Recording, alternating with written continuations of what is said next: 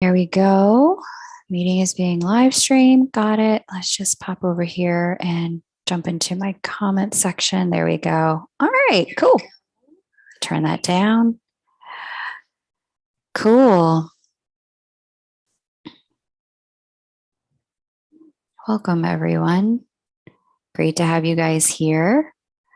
And let me turn this down in my headset so that I can hear you guys. Hear Dawn. Do you want me to turn my volume down? Nope, your volume is perfect. I don't hear anything in your background. So, hey, Whole Soul, Allison Scoff, great to have you here. Laura Rianne, Lucy Larame, Hope, Love, and Sunshine, welcome, you guys. It's a pleasure to be here with you with a beautiful 2022 Twin Flame Energy update. Pallavi, it's great to have you here. Welcome. TK Koba, great to see you. JD, thank you for joining. What a treat. I've got such a great gift for you guys today. You are going to love today's special guest. Hey, Mystic Rose, Anonymix, great to have you. Carrie Bowling, you are so welcome. Taria Michelle, Kelly, Clarion, Kylie, I haven't seen you in a long time because we haven't been able to hang out on the mini reading channel, but great to have you here, Kylie. Thank you. Alex DeTorres and Holly Hawaii, welcome. So I see the room is starting to fill. I want to just say thank you all for being here. It's my pleasure and honor to be here with you. I am Kay Moon. I am a Twin Flame channel and Western astrologer. And this is going to be a video with special guest Dawn Maree, who I found in my travels in the world of getting readings for myself and understanding my own soul growth, soul work, and connection. And I will be sharing links to find Dawn because I know you guys are going to want to talk to her after you hear what she has to say today. So I will be sharing those links. Just hang out for a minute. But I invited Dawn on because Dawn has, as a psychic medium in particular, Dawn has such precision in her vision and clarity in her hearing as a clairaudient when it comes to recognizing what's going on with a soul and their soul growth and what kind of things they need to learn and understand in order to move forward, not just in their connection and in their union energy with their counterpart, but in their union energy with source, with self, with the divine, with the soul group, with the planet. Because ultimately we are here as leaders in love to serve. So I brought Dawn on because I knew she had access to information with a laser-like clarity to help all of us illuminate and understand some of the energies of this year in a way that, I think I have some things to share about it. My 2022 updates are certainly forthcoming. They are in the works. They'll be out before we close this month. But I wanted you to hear from Dawn as well, because I can see that what she's going to bring to the table may turn on quite a few light bulbs for quite a few people. So Dawn is an interplanetary guardian, and we'll be getting into what that means momentarily here. But as an interplanetary guardian, she has seen it all. She has done it all. She has transmuted it all, not just in this lifetime, but in several others. And in so doing, she walks with that wisdom in service to the rest of us. She came from an extremely abusive background in this lifetime, which she has talked about and written about in her books. She is, how many books is it? It's 3 books that you have at this point. She's the author of 3 books. And she found her way from the soul fragmentation and psychological fragmentation that she experienced walking into this lifetime into wholeness and into 5th dimensional energy and bordering on 6th dimensional energy now. And we will talk about the dimensions. 5 isn't where you want to land. And that I loved that in my private session with Dawn, we went over the dimensions and she was like, 5 is fun, but the good stuff really starts happening beyond that. So we'll get into that for you guys as well. She's a professional psychic medium. She's been doing this for over 11 years. She's an author of 3 different books. She's a spiritual and relationship coach, and she can also advise on business, but she has a special emphasis on twin flame connections. So I'm thrilled she's here. I know you guys are going to be thrilled she's here. I do want to share before we begin that we're going to talk about some really triggering information tonight for some people. It won't be triggering for everyone, but it will be triggering if you are finding that you are struggling in your own healing, and it may illuminate places where some of your own healing, your path on your next step on your path to healing. And so I want to put that out there ahead of time for people, that everything that you hear today that will be true may not necessarily be true for you. So I invite you all to put on your discernment filters as you're listening and speak to your guides. If you have guides, take out that pendulum. If you work with it to understand what's yours and what's not, but listen in for what's true for you and leave the rest for whom it needs to be true for, because it may liberate somebody else if it's not necessarily for you tonight. Okay. Excellent. Thank you all for being here. If you all would be willing to hit that like button, that would be fantastic. I'm not quite sure. I'm getting some messages in the chat that you guys were struggling with the sound, but I see most of you can hear it. So very good. Okay. Yeah, you may need to just close out of the video and come back in if you're having any sound issues. Okay. But welcome. Great to be here with all of you. Dawn, talk to us about how you came to this lifetime. I mean, this interplanetary guardian thing, when you first said this to me, I was like, wait, what? Run that back. Say it again. It's really good to be here, K Moon. Yeah, I didn't understand. I didn't understand until December of 2021 the gravity of where I was at in my soul's expansion. That's when in that 12-21-21 gate is when I got download after download after download of my last life, which was actually on Mars. And what they did was, and they're doing it's like the preliminary, we're at the preliminary stages of what happened to us on Mars. So they started to meld us with machines. They started putting metal in our bodies. And they started melding us with machines for 2 purposes. They started melding us with machine, first of all, so that they could control us outside of us, so that we could be food. And I'll just call them the controllers. So the controllers started putting metal in our body so that they could group us up and control us in small areas, so that they could use us for food and energy. And then they would separate us off into different factors. And some of us, they would breed specifically to be soldiers in wars. The controllers love war. They love everything about war. They love it's like instead of playing sports, war is much better because one loses and one doesn't. And they cull the population in the process. So I was born and bred with a group of people. I was part of a program where they specifically bred humans to be soldiers, and they melded them with machine. And I started getting the downloads. At first I got a dream, and then I started getting visions and downloads of who certain people were to me and why I had such strong connections with people that I didn't know. And I also learned who my twin was and why I had such a strong reaction to somebody I didn't know. And it was just really, really profound. So I got all the downloads in 2021, but I had been using extrasensory perception. I've actually been using extrasensory perception in service to humanity for over 20 years. I've been doing it off of the internet platforms for over 11, almost 12 years now. So when I started, I've had a year to assimilate all the gravity of the interplanetary travel.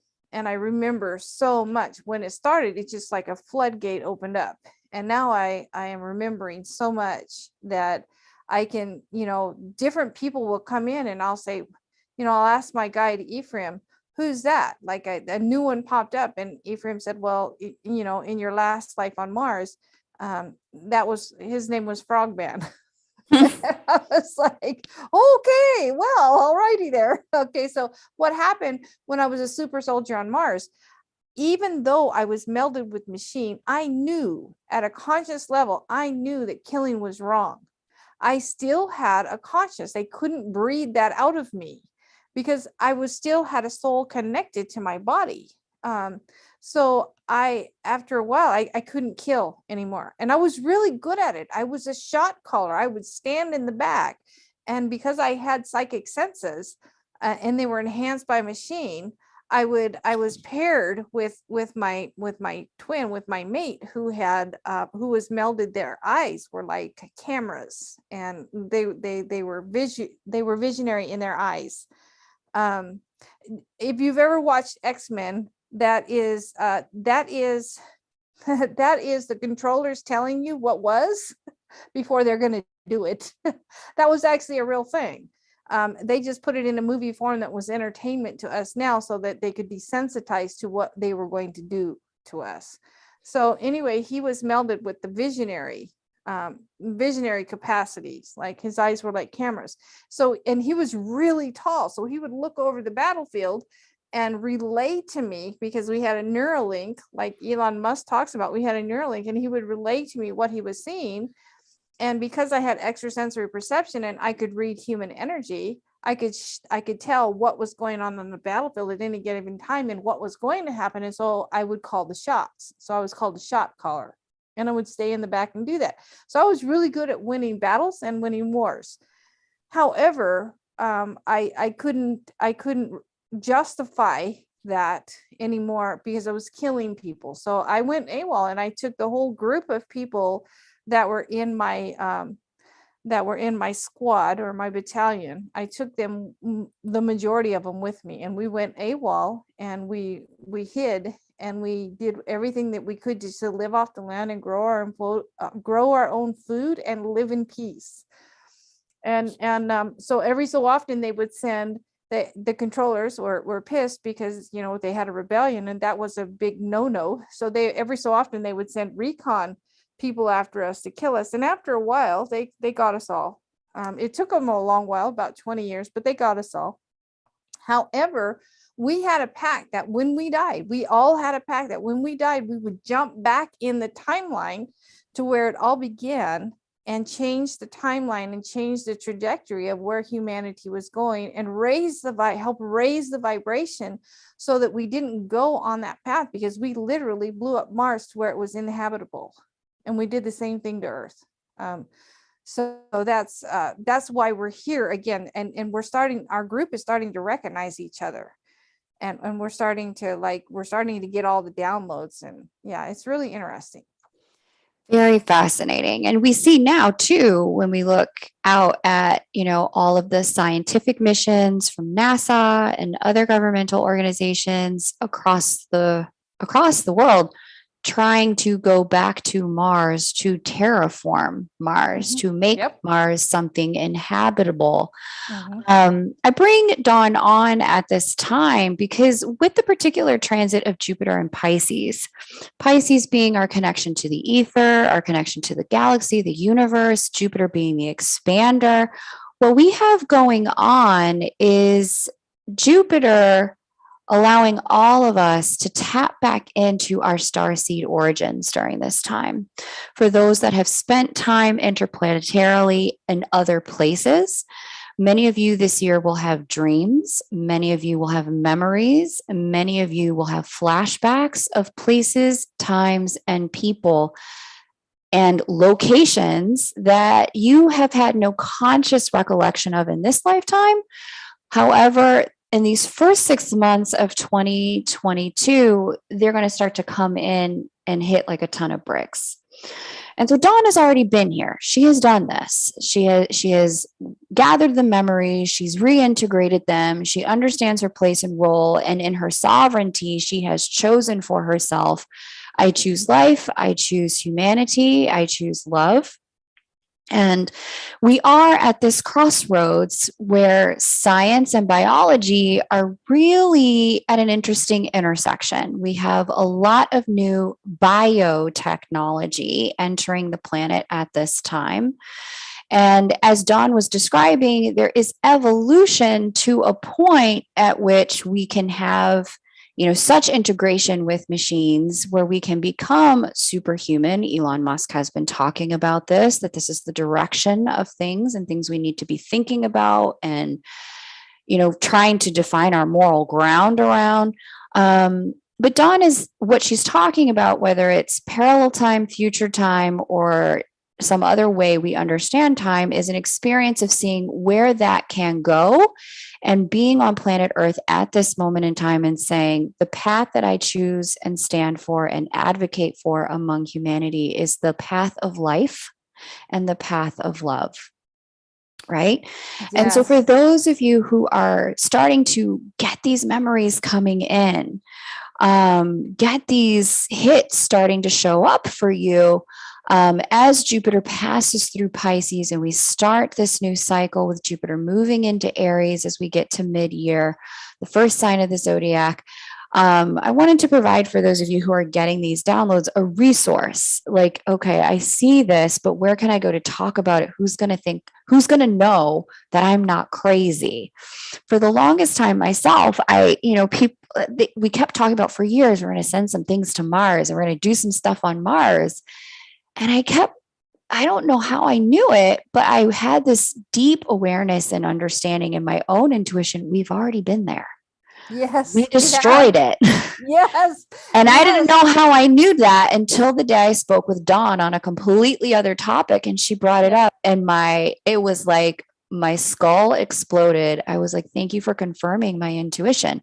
And so many of you are going to have these kinds of recognitions as Jupiter hits Pisces or moves through Pisces about interplanetary, galactic, universal, and starseed origin information for yourself. And as those things begin to come through, as time begins to meld for you, Dawn is a resource you can talk to who will not think that you are crazy.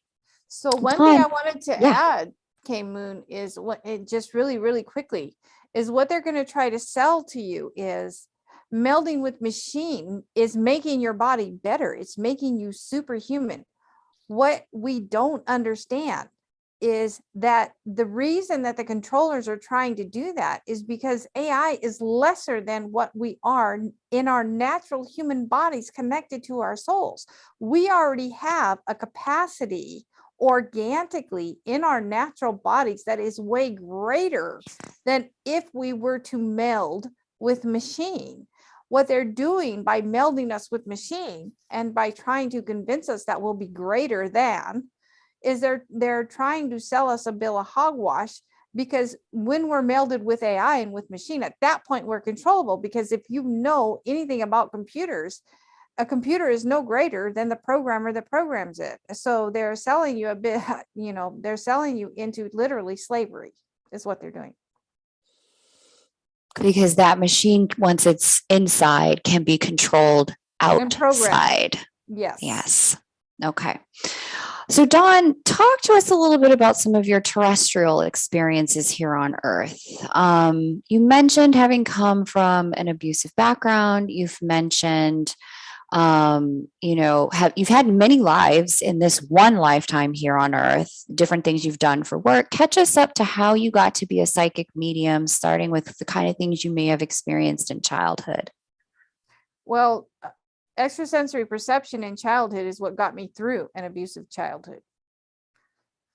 I saw a picture somebody put up of a little girl with a little tiny fairy godmother. And I know that I had a lot of spirit help that got me through childhood. What we tend to think when we go through abusive childhoods is that we think that God must be really cruel by allowing abuse to happen to children. Nothing could be further from the truth. We choose it before we come into our physical bodies. I chose to have a difficult childhood because I killed a lot of people in my last life and I wanted to work off that karma.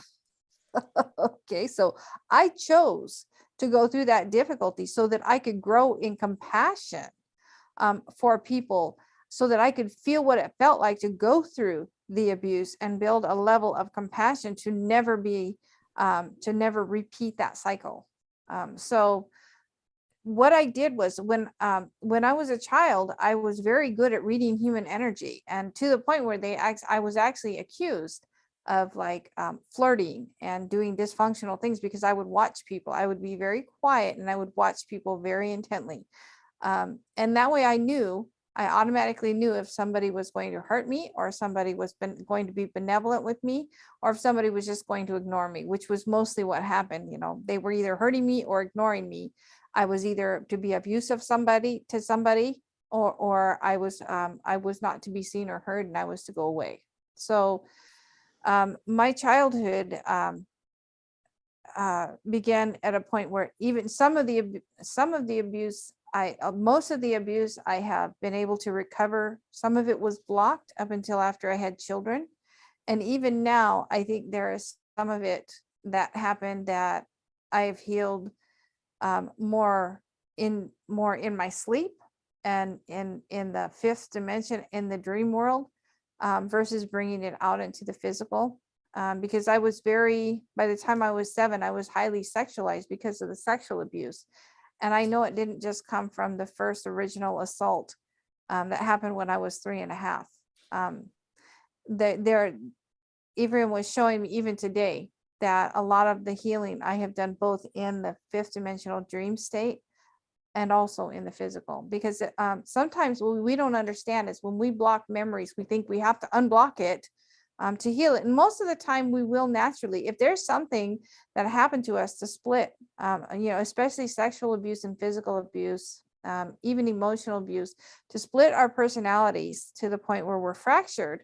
A lot of times, if we're open and we're committed to doing the healing, a lot of times if we ask ourselves if we state our intent before we go to sleep to work with our guides and to only be around our guides and our creator parents to do the healing work, a lot of times that healing will happen in the fifth dimensional dream state versus having to bring it into the physical form, which can be rather shocking to the human body. So my extrasensory perception, the abilities that I chose, I was allowed to bring that extrasensory perception as a child coming in so that I could get through my childhood and come to a place where I was able to start my healing process and survive it. Amazing. And almost, I mean, I know you mentioned it being a form of karma that, you didn't necessarily use that word, or maybe you did use that word, the It is. karma. Yeah, law of compensation is the same as karma. I chose those experiences to work through that, to repay those debts of things that I had done as a super soldier on Mars. Karma also can work like a reverberation and an echo, right? Yes. So in that past lifetime, there was such a highly intense spiritual, psychospiritual, emotional imprint in the time-space continuum of being used by the controllers. Yes? Yes. And so here you are having that to a different degree in this lifetime, allowing those ripples to start to come to rest. Correct. Right? So the same pattern started to repeat. Okay. I was so terrified. I had so much fear in me before I began healing. And I was so terrified that somebody was going to hurt my children that I just barely began out of fear. Because as a child, I was broke down. It's like taking an elephant and when they're babies and tying them to a stake and beating them. So not only was I constrained, but I was beat down physically, sexually, emotionally, verbally, and at a soul level, to where even though I had all the strength in the world, I would not fight. I was programmed to not fight. And I was severely punished if I fought.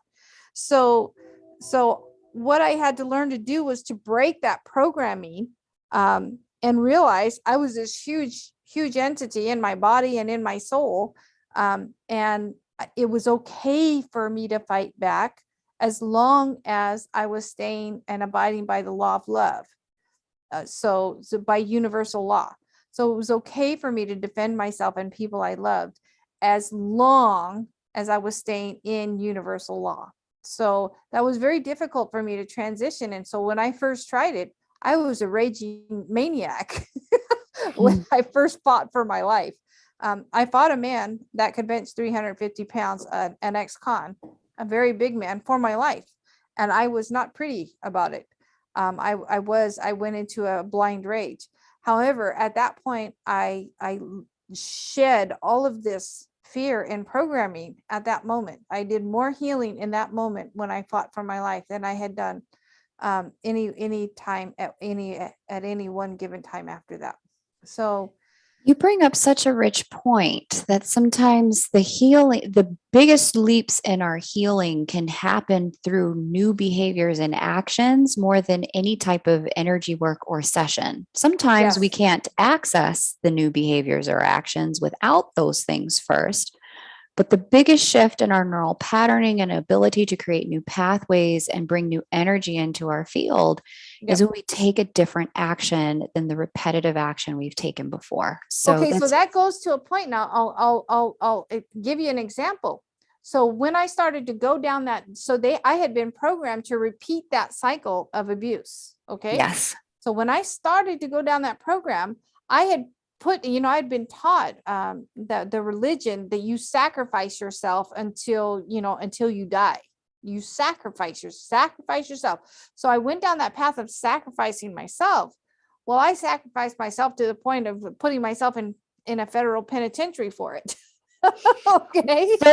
So this is an interesting, very interesting piece of your life story. Yep. And I'd like you to just touch on it briefly. Yep. We are going to go into it. There's Yep. at the end of the month, I'm just going to share with the viewers here that we have a special event coming called Shadow Work Week.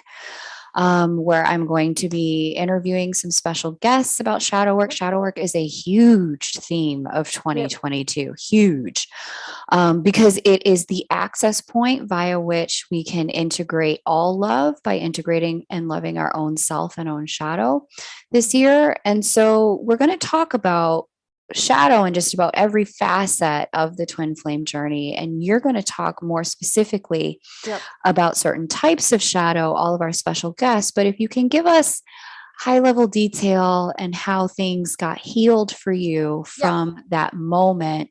And for those of you who have, if you've ever been in this penitentiary, or if you've ever been accused of anything that would have put you in prison or institutionalized, or if you've specifically been in a situation where you or your own children have struggled with sexual abuse, here's the trigger warning. You may want to depart for a little bit and then come back. Give us about 7 or 8 minutes to have this part of the conversation. Dawn, tell us what happened. Okay, so I was taught never to fight. So I was programmed never to fight.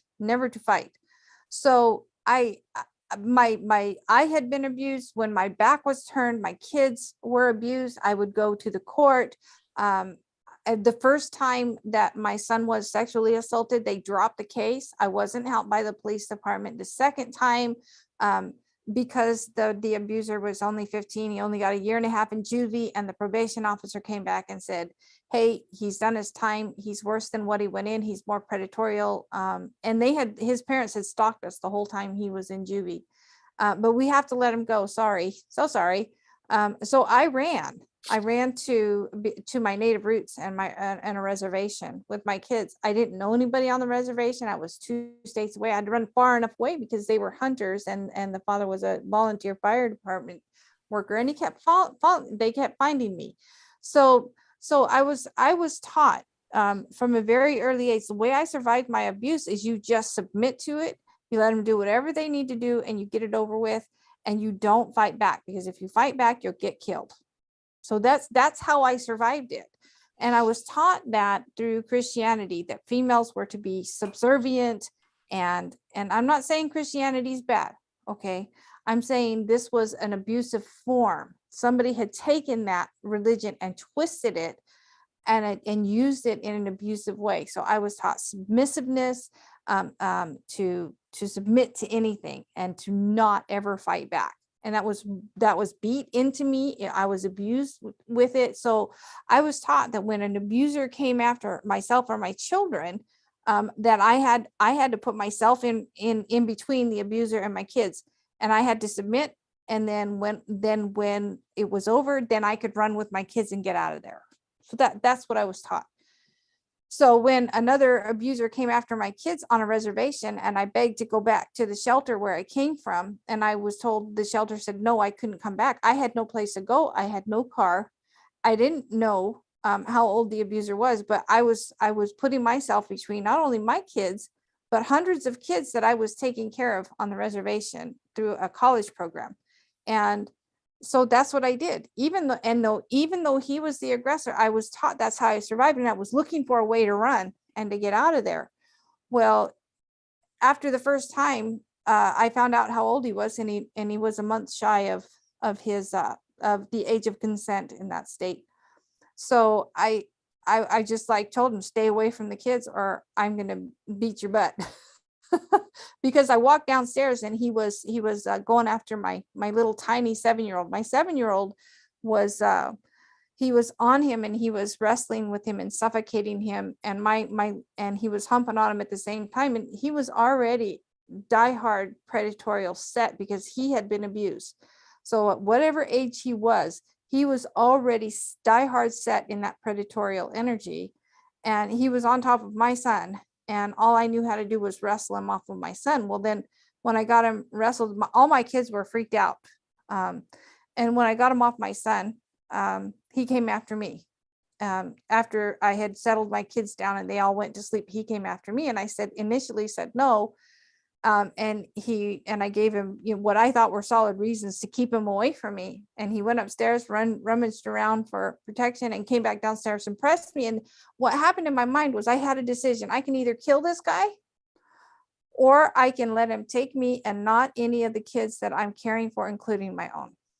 And because of my programming as a child and everything I had been through, I'm like, better me than one of my kids again, or one of another kids that haven't had been through that abuse, because he was going after, the smaller the kids, the more he would go after. That's why he was going after my 7-year-old, because he was premature and he was really small. He had a very small body. So finally I was his guardian, and he moved away. And after he moved away, I had a vision. I literally had a vision of him, and he came after me several times. And I even though I knew his age, I thought better. I tried to get help through other people that I was working with. They told me to shut up and keep my mouth shut, or I was going to go to jail. And I tried to speak to the person running the program. She was too busy to speak with me. So basically I kept my mouth shut until I could get away and get into a new apartment that I had applied for in the college. And when I was able to get away, after he had moved away with his guardian, I had a vision of him. I literally had a vision of him going to prison for being a pedophile. And they had taken him, the prisoners had taken him by the back of the head and smashed his teeth out on the sink, smashed his head up into the sink and smashed all of his teeth out and violated him in the most horrible way. So I wrote to him and I said, you need to get help, because you're going to end up in prison and you're going to get really hurt. And those emails were tracked, and the feds came after me. And at first I had never been away from my kids ever. I was terrified of two things. I was terrified of somebody hurting my kids again, and I had gotten no help. And I was terrified of somebody taking my children. And so when the feds came after me and questioned me, I was just like, nope. and then what really got me was this 24-year-old wet behind the ears fed thought he was going to profile me. And he thought, we think that, I think that you still love him, and I think that you still have feelings for him, and I think that, you really did this because you really cared about him. And oh my God, there was this fire that went from my feet, and it came up through my entire body, and I started to shake with PTSD. And I looked at that guy and almost ripped his head off. And I looked at him and I said, do you know what it's like to be abused? Do you know what it's like to have your children be abused and not get any help?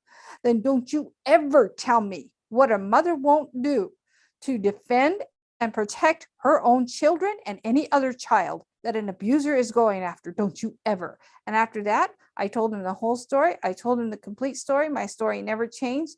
And they threw the book at me, and my story's never changed since. So it's an amazing experience, right? What I learned was that I did it the wrong way that time. And then when I was on probation and I had this huge guy coming after me to kill me, when I was talking with, because I went through 3 years of psychoanalysis or psychiatry help, and I had to sit in a group of male predators, and it just triggered me all to 3 ways to Sunday. So I had 2 appointments that I had to do. I had to sit in a male group of all male predators and do therapy, which was very triggering to me. And I had to learn to deal with my fear and PTSD. And then I would have individuals with Doc. I call him Doc. And I asked Doc, I said, Doc, would it have been better to do what I had done? Or would it have been better to have literally went after him and possibly killed him? And Doc said, to be honest with you, it would have been better for you to go after him and possibly kill him, because you reestablished victim mentality in your children, in that young man, and in yourself. You reestablished victim mentality in everybody around. And you know what? I got it. So when I fought that ex-con for my life, all of the shackles of that programming came out of me. And I've never been so happy in my life. I never felt so free in my life. I felt literally like finally I stepped into my power. So that was a real healing. I learned to how I was doing it wrong and how I was going down the same path that I had been programmed to go down, and how to do something different to do it right. And I was given permission to do it. And I was like, yeah, I like this. It's incredible. What an incredible experience you've been through. So, I mean, it's the kind of experience where if you've been through something like this, you probably recognize, and what Dawn is saying, the victim programming and how deeply entrenched it can be. And if it started in childhood for you, or if, like what Dawn is recalling, for some of you, it started pre this lifetime, being used or neglected by other people, but being at their service, but not in service of your own self. And so the sovereignty, the reclamation of your own sovereignty, that process of moving from, that consciousness of, I belong to others versus I belong to me, is a huge turning point in everyone's healing process who's ever been abused or victimized in their past. I love here in the chat, there's someone who had shared, how did she put it? She thanked us for the trigger warning, and she said she is a child sexual assault thriver, and really owning that you can thrive after these experiences is huge. During this year, we have a Jupiter-Neptune conjunction, and it's coming up in about the next 60 or so days. This Jupiter-Neptune conjunction in the sign of Pisces is going to kick off a cascade of healing energy that will hit the planet and allow us all to have a turning point in our stories where we have felt broken, where we have felt victimized, where we have felt abused or neglected by other people, whether that is in connection, in family, at work, in our childhoods. This is a huge opportunity for massive breakthrough healing. And I have to say, it's so divinely timed, because we're in the midst of union window energy hitting the earth this year and next year, peak of it being January of 2023, the opportunity to shed the shackles of old programming is here now for us in significant ways. And Dawn's going to be a great resource for some people who have been through such extreme situations in this lifetime or previous that will give you the opportunity. She'll be able to look into it. Tell me how you said it before we got on the Zoom. You said when you sit with people, you and Ephraim, your guide, what happens when you sit with people? Okay, so I just want to add one other thing in there. If I hadn't let go of all of that, my twin is huge. Very huge. Like very tall, like he was in his last time. He looks like a linebacker. Okay. If I hadn't have let go of that programming, I would have never let my twin get near me. Not in this lifetime. Oh, hell no. No. No. As it was, I had to have another biker friend of mine literally drag me up to go meet him because I was that intimidated. Had I not let go of that programming and gone through those experiences, I would have never been able to even get near to my twin, that's why it is so important to do what you're saying to do. What I do with people is I can literally speak with them, and within the first 5 minutes, my guide Ephraim, so I'm a channel. I actually have a meld with my guide Ephraim, much in the same way Abraham has a meld with Esther Hicks. We've been working together for so long. So what I do is I can speak to somebody. I can speak with. I don't speak to. I speak with. I interact with people, and you'll notice the difference in that wording. And I am very adamant about it. I can speak with somebody, and for about 5 minutes, and I can pick up all of their blocks, all of their hangups, all of their soul injuries, and what's holding them back. And literally, Ephraim will start downloading simple, easy steps that they can practice and go through to literally remove those blocks. Because if they don't do that consistent, committed work for themselves, if they don't show up for themselves emotionally and stay committed to doing their soul work, they're never even going to even see their twin, let alone be able to get near them. Because a lot of times that's what a twin's purpose is. A twin's purpose is to come in union. Well, a lot of times we've been programmed, with so many blocks. Like I said, if I hadn't have done the soul work, I would have seen my twin and never gotten near him. Yeah. Because the programming to fear people with that height and that weight and that build and that size from a little girl would have that reptilian brain would have just kicked in and said, nope, stay safe. I was seeing everything through a 3.5-year-old's eyes when I was first sexually assaulted. So I would have never dropped seeing everything through a 3.5-year-old's eyes. I would have never been able to see things through an adult woman's eyes in my own body, real time, to a point where I could actually stand next to my twin. It wouldn't have happened. Yeah. And that's really it. Standing next to, being connected with, being still without running. Yes. So literally I had prayed, and like I found out about what twins were in 2012. I found out what twins were. And that was at the end of my marriage. That was when I was getting divorced, 2012 and 13, from a karmic contract. I was getting out of a karmic contract, a marriage, and I learned about what twins were. And my biggest goal was to be with my twin. And I hooked into some people that were teaching how to remove soul injuries and dysfunctional emotional behavior, and how to heal soul injuries. And I thought, oh my God, I have so many of them. This is never going to get done. And I was just really frustrated. I wanted to give up because I was so triggered all the time, and I had so many of them. And then literally, when I broke it down to just one moment, one feeling, one day at a time, I began to move pebbles instead of the whole ginormous mountain that appeared to be ahead of me. I just broke it down pebble to pebble, one moment, one feeling, one day at a time.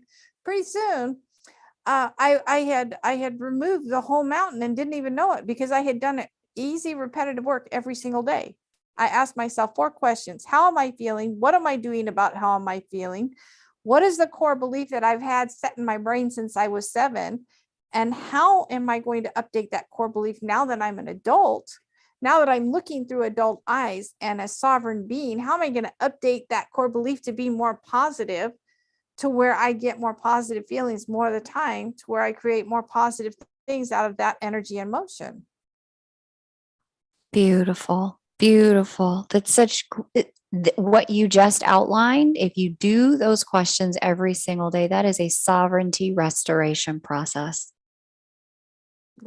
Yep. So Beautiful. that's, it's so simple, but people, here's the thing is all I wanted to do when all I asked my creator parents for is just to know who my twin was. And that was a point that I lost in the whole, I got lost in how I did it. So all I asked was just to see who it was, just to know who it was. And literally I was in I was in an interaction with somebody that I felt was my twin, and it was actually my false twin, to be honest with you. And I didn't know the difference yet. I didn't know the difference. I didn't know how to tell the difference. And when my twin came up and literally came up behind me, said something really short, and then stood behind me, there was this instant, strong emotional bond that was formed. Boom, it was formed. What was really interesting was the person that I had broke it off with, because he was in a very dysfunctional marriage, and he was leaving, him and his wife were separating, and then all of a sudden his wife decided she wanted to come back, and he was trying to be sexually active with both of us. And I was like, oh hell no.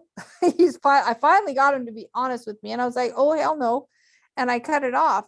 But he was still trying to be with me and still holding out hope, and I was like, nope, as long as you're married, not going to happen. Nope, not going to do this, not going to repeat my mother's mistake. My mother did that with my stepfather, not going to do that. So the minute my twin came up and stood next to me, there was this really, really strong emotional bond form, and I recognized that that was my twin. And at that same moment, my false twin that kept trying to hold on to me, he was in bed. And he literally called me, and he said that later, and he said he felt that connection I had made with my twin, and whatever connection he had with me, he said, my heart hurt, my heart physically hurt. And he said, I looked down and there was this black wisp of smoke coming out of my chest where that disconnect happened. And I've never felt connected with him after that. And he keeps trying to get it back. And I was like, I don't feel that connection anymore. It's interesting how that works, right? Sometimes you can meet someone and in a moment, it doesn't have to be the first moment, but in a moment, you just know. Yeah. And it wasn't the first moment either. I had been around him prior to at another event. I had been around him. It wasn't the first moment. You're right. It doesn't have to be the first moment. Yeah. Yeah. But when you know, you know. And I say this a lot to my clients who ask me, well, am I a twin? Am I not a twin? Is this a false twin? How do I know who's the twin? I'm like, you'll know. And your knowingness and me letting you find that for yourself is going to be better than me trying to trump your sovereignty and your knowingness with Thank you. I me tell that telling to you. I tell that to my clients all the time. Everybody's like, well, is this my twin? Is this my twin? Okay, so twin flames are an absolute, like, universal law. So the way that we learn in the spirit world is we form a question, we ask a question, and then our guides have us form a hypothesis, and then they have us prove it out. Everything is science. Our creator parents are the biggest scientists there ever was. That's how they teach us. So the thing is twin flames are an absolute. There is never a disconnect between twin flames. Twin flames are a connection that lasts for eternity. Through all the different lifetimes we interact, through all the lifetimes. Some lifetimes one chooses to stay in spirit, one chooses to come to the physical plane. But for the most part, we do this dance over lifetimes. It's never broken. So you can literally prove a twin flame connection out, because you can keep throwing it up to the universe and say, not done yet. Bring it back to me when it's in alignment, not done yet. And you can keep throwing it up and it'll keep coming back better and better and better until you're finally in union. You can trust the connection. And that's where people get really, really miffed, because they get all wrapped up in the person and they don't understand. Just trust the connection. It makes it really simple. You can trust the connection because it's an absolute, like a universal law. Beautiful. So talk to us a little bit before we close out about what you're seeing in terms of kind of twin soul mission here in 2022. What is it that anything you want to leave us with that Ephraim has shared with you about twin flames for this moment in time in human history? This moment in time is huge. It's like somebody got out the super magnets in the year of 2022, because it adds up to 6, which is the year of harmony, which makes it almost nigh impossible for twins to stay apart. So it's about coming into harmony and into alignment with your twin. We've already been through the month of 2, the day of 2, and the 222. Now we're going to go through an even more intense positive aspect of it, of the 222. And that's a beautiful gateway. So this year is about coming into harmony, whether we're in union with our twin, coming into harmony with ourselves first, and then coming into harmony and alignment with our twin. Okay, so I will be honest with all of you. I do not interact with my twin because he's in a karmic contract with somebody else. I am not going to rob him of that learning experience. I am not going to cause insecurity in the contract that he has with the other person. However, we are very much in alignment with what we're doing here on the twin flame. So there are 3 types of twins. There are the type of twins that are just learning to get along, and just learning about what twins are. Then there are twins that are in a lifetime to actually make the accomplishments of coming together in union and being able to stay in union. Then there's the 3rd type of a twin where they've already been in union. They come back, they split back apart because they've already been in union, and they come more into the earth plane to serve humanity. These are higher level twins, where if they're together, that's a bonus. If they're not together, they're still going to come into complementary service, complementary to each other, service to humanity. So my twin helps everybody raise their vibration to be able to easily manifest abundance more on the financial side. I'm the complementary side of it, where I help humanity come into alignment with the abundance on the relationship side, on the connectivity side. So, but we're very much in doing this dance with each other, whether we're together or not. So there's not that jealousy and that end all, I have to be with my twin or I'm not happy, because we've been in union. We split apart to come, to come together to serve humanity. And that's our main focus this time. Our main focus this time is not to be in union. It's to serve humanity. And we do that in a complementary function on the earth plane right now already. Beautiful, Dawn. Such a beautiful piece of information, the way you just shared it. There are just so many other things I wish we had time that I could ask. If you're willing to just take maybe 5 more minutes with us here on YouTube, then we'll kind of wrap up here on YouTube. There's a special part 2 that's just for private listers. So if you are on my private list, you've got an invitation to the special part 2 that's in the Zoom room. Check your inbox. If you're on the private list, it would have come out an hour before and it would have come out yesterday. If for some reason you didn't receive it, or you want to know what's the special part 2, get in the private list. The link is below this video. We're going to go into a private Zoom room and we're going to talk about COVID, vaccines, intervaccinated twin couples, the impact the pandemic has had on twin union timelines, and COVID and vaccines and the way that's impacting the soul matrix and the biomatrix for the individual's bodies, and what to do to bring that harmony back into your connection, regardless of where you or your twins stand in planetary consciousness around it or bodily changes around it. We're going to talk about bringing that union energy back into your connection. If you, for some reason, were not able to be on the private list prior to now, get on it now. Link is below. I will be sending the recording to this out as we hit the weekend. So definitely get on the list now. But for those of you who are joining us for that, can't wait to talk to you. Give us a couple more minutes here on YouTube. We're going to answer a couple more questions before we close out. If anyone has any questions for Dawn, if you'd put them in the chat, I'll take a couple questions from our viewers here. But what I also want to do before we move into that is just ask you, you mentioned about, the different dimensions, and everyone's like, oh, 5D, 5D, 5D. But I remember when you and I had our first conversation, you said, sister, that is not where it's at. Trust me. So why don't you break down the dimensions for us really quick? Okay. A first dimension is where everything goes, and it's the reptilian brain survival. Okay. So first dimension is survival. Lie, cheat, steal, do whatever it takes to survive. Okay, you're surviving to make ends meet and to do whatever you can to survive. It's about survival.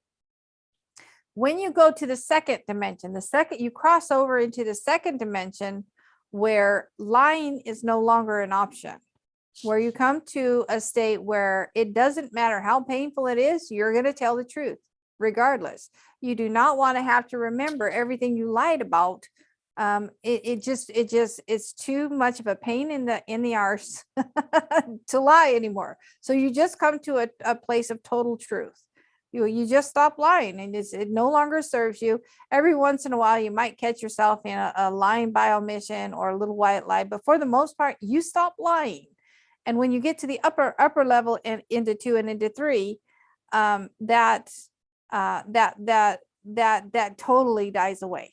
It's just like it's non-existent. You're just like, I don't have time to lie. It's a waste of my energy.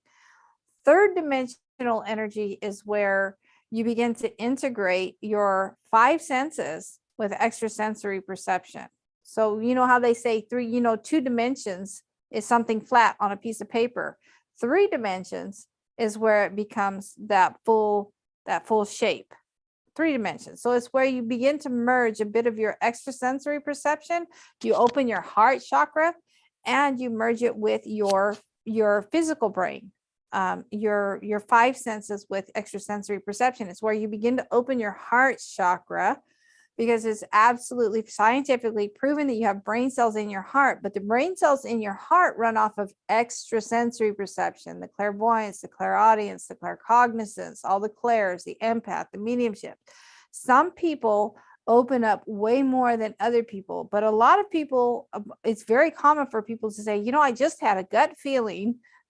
So that's your third dimension, is when you start merging that heart, that the brain, what the brain is, the brain cells in your heart with the brain cells in your head, and you start to open up to that capacity, but you're still pinging like a ping pong ball. You still stay mostly, because we've been programmed to be worker bees and to be controlled by fear-based emotions. We've been programmed from childhood to be controlled by shame, guilt, and debt, fear of debt and fear of dying and fear of bodily harm. So every fear-based emotion we've been literally programmed to be controlled by. So third dimensional energy is where your heart chakra starts opening up and you start merging that extrasensory perception with your brain, but you're still very much fear-based.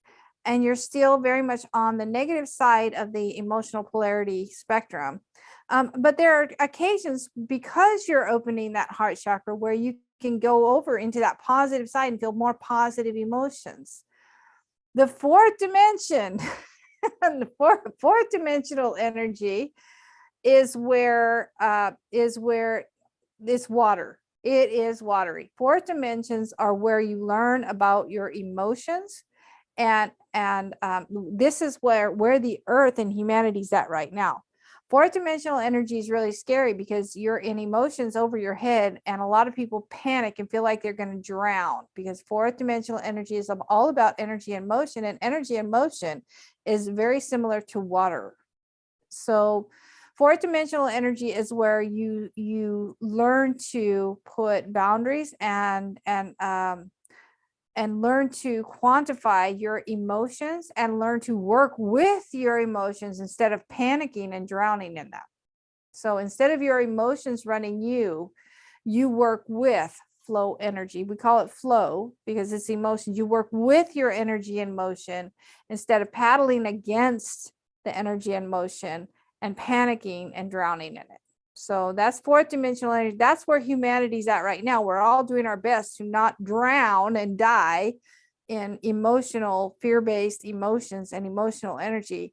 And we're working really hard to keep calm and to just to float until we get to a more solid place, and learn to work through that emotion instead of work against our energy and motion.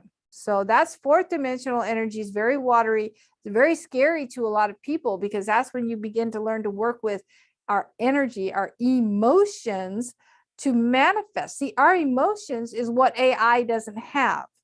Our emotion and our heart chakra, AI doesn't have it. That's where we literally wipe the floor in a greater capacity above AI. They don't have it. They don't have originality. They don't have creativity, and they don't have energy and motion.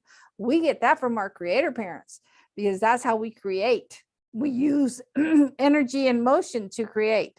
So that's when we start really getting into or coming into our power. A lot of us are afraid of our power because we've been programmed to be afraid of our power. We've been programmed to not start businesses for ourselves. Why? Because we'll fail and we'll feel shame and we'll be homeless and on the streets. Nothing could be further from the truth, but we're programmed to think that so that we don't come into our power of energy of emotion. And then once we get used to the energy and motion, we're like, oh, we can swim pretty good.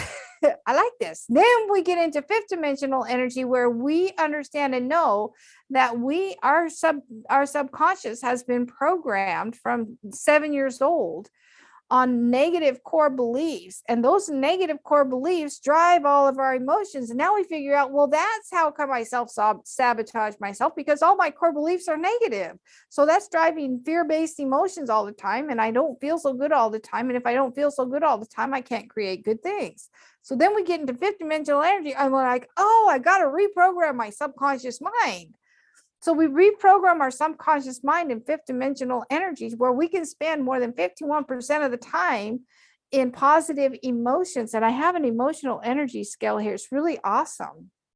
So where we're spending more than 51% of our time in the positive side of the emotional energy spectrum. And that's when we start manifesting easily. That's where all the people that have successful businesses, that's why we're successful, because we've done the work to reprogram our subconscious mind with simple, easy, repetitive steps to where the core beliefs are updated to be more positive, which drives more positive emotions. And now we start really getting what we want. Now we really start getting solid in knowing that we can be sovereign and literally create and manifest our own abundance. So fifth dimensional energy is where true sovereignty kicks in. That's when you're like, yes, we're good. We're on solid ground. We're going to make it. You can actually have the capacity to feel happy. I was feeling that today. I was like, oh God, this feels really good. I'm happy. so fifth dimensional energy is really good. However, the sweet spot comes when you're in sixth dimensional energy. Sixth dimensional energy is when you go into service to humanity. Now, here's the thing is in fifth dimensional energy, not only are you setting your core beliefs to be more positive, but you're also learning to set very strong boundaries and not sacrifice yourself to death. So that's where you learn that if you don't love yourself, support yourself. If you don't have a loving relationship and supportive relationship with yourself, you're not going to get that from the world around you. It's got to come from inside of you. That's where you learn that everything in your outside world is first created from inside of you based on your core beliefs, how you feel, and what type of relationship you're having with yourself. So that's fifth dimensional energy. Sixth dimensional energy is when you take that, everything that you've created inside of you that's amazing and it's reflecting in the world around you, and you go into service to humanity. And you say, look at what, hey, I got something. I can help you. I can help you, because if you're wanting to start a business, trust and believe it's not about you. People don't want to hear about you. They want to hear about themselves. They want to hear about how are you going to help them? They're stuck. They're hurting. Help them. Okay. They don't want to hear about you.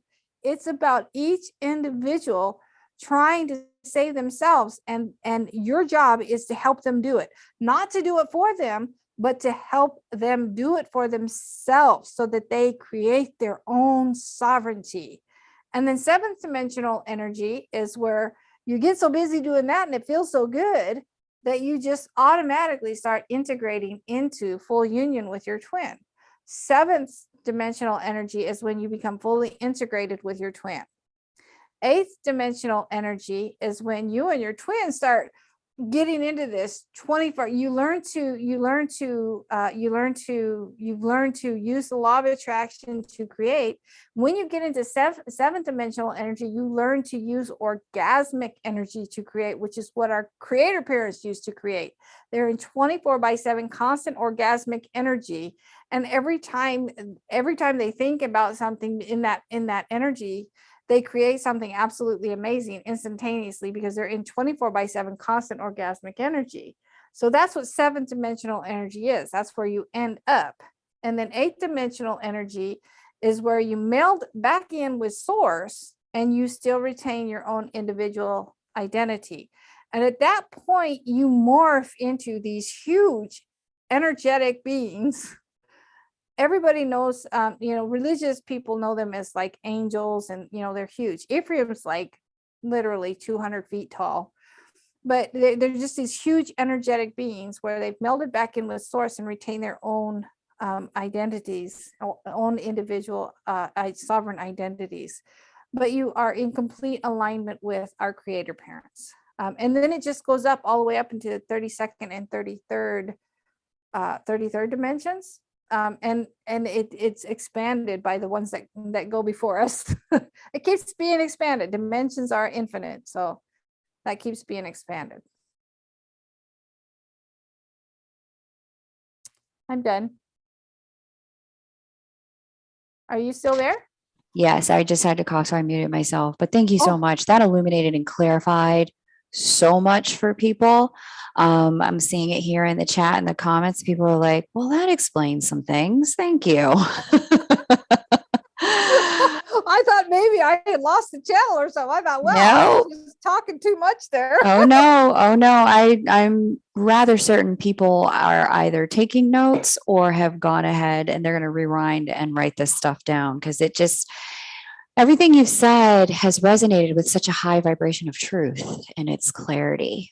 Even when we open the conversation, I think this is what really let people know what we were doing today. We opened the conversation. We started out talking about a lifetime on Mars. If you can't hang with us there, this probably isn't your conversation tonight. Oh dear.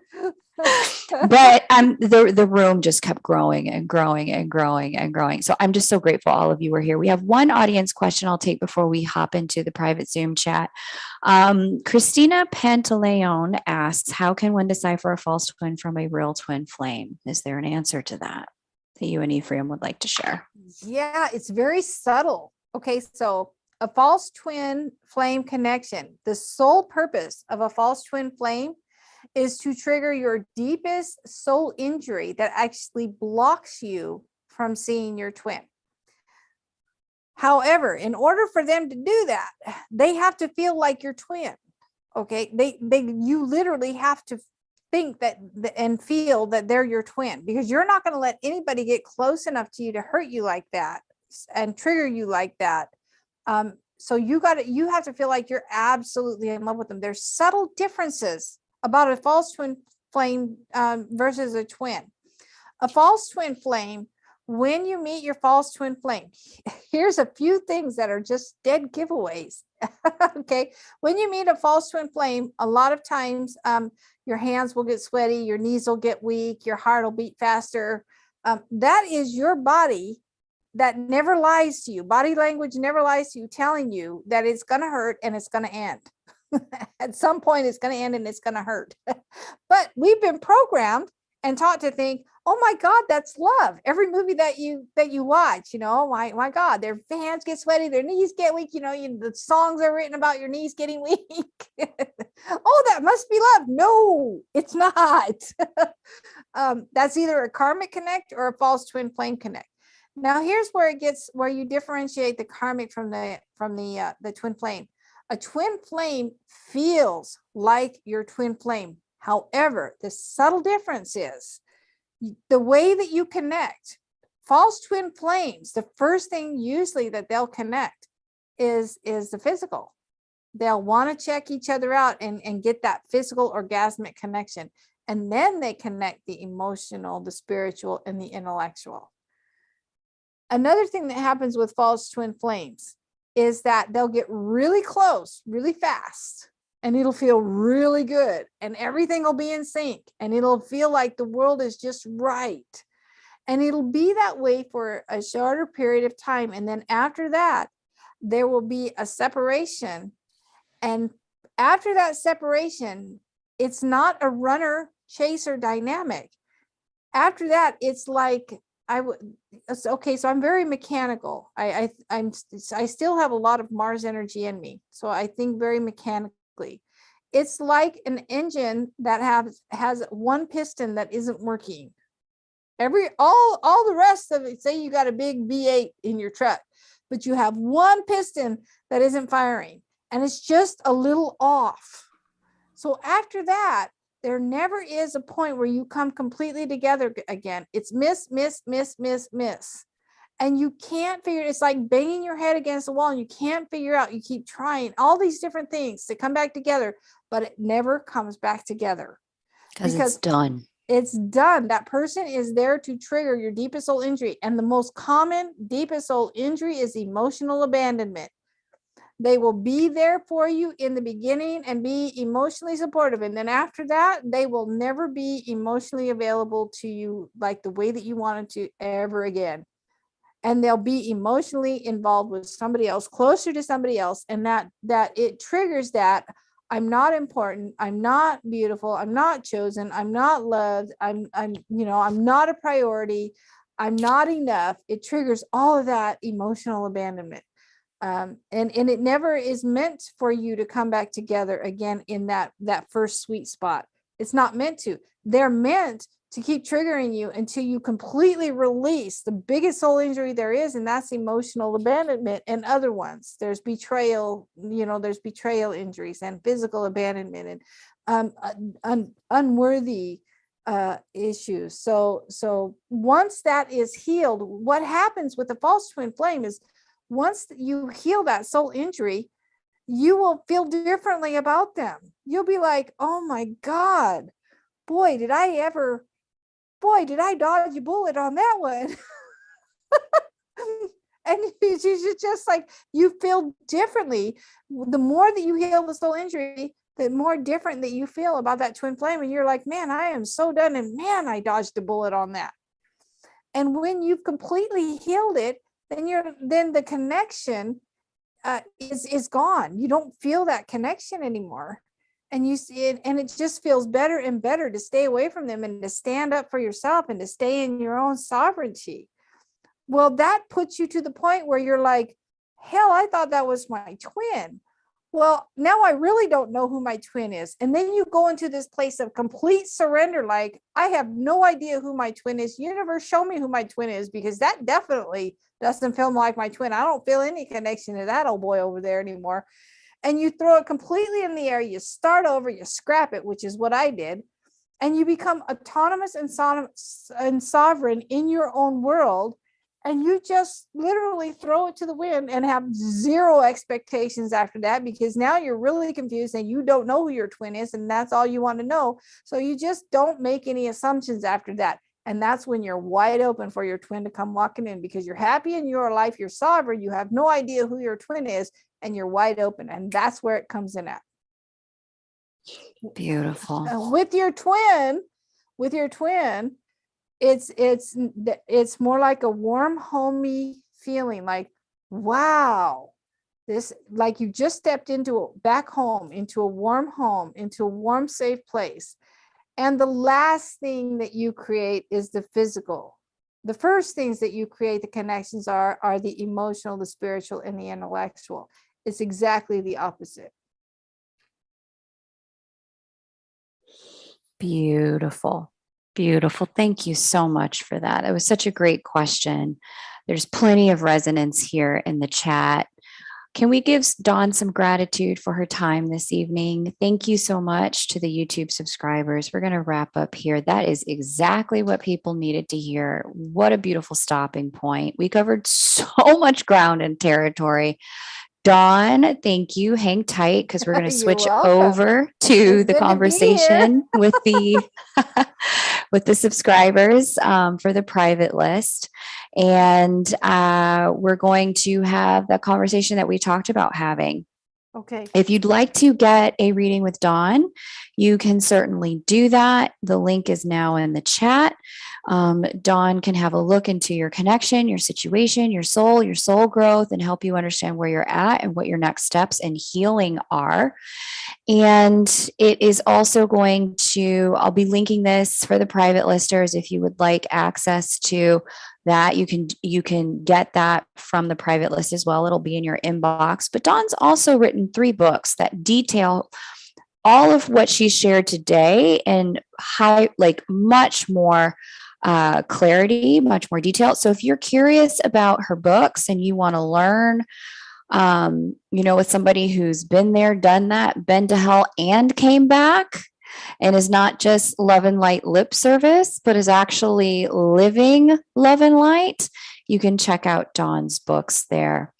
Thank you so much to everyone who's been here. Please hit that like button on the way out if you heard something that resonates for you. And for those of you who are joining us for the private Zoom conversation, I'm going to open the Zoom room now. Everyone here on YouTube, take great care and bye for now.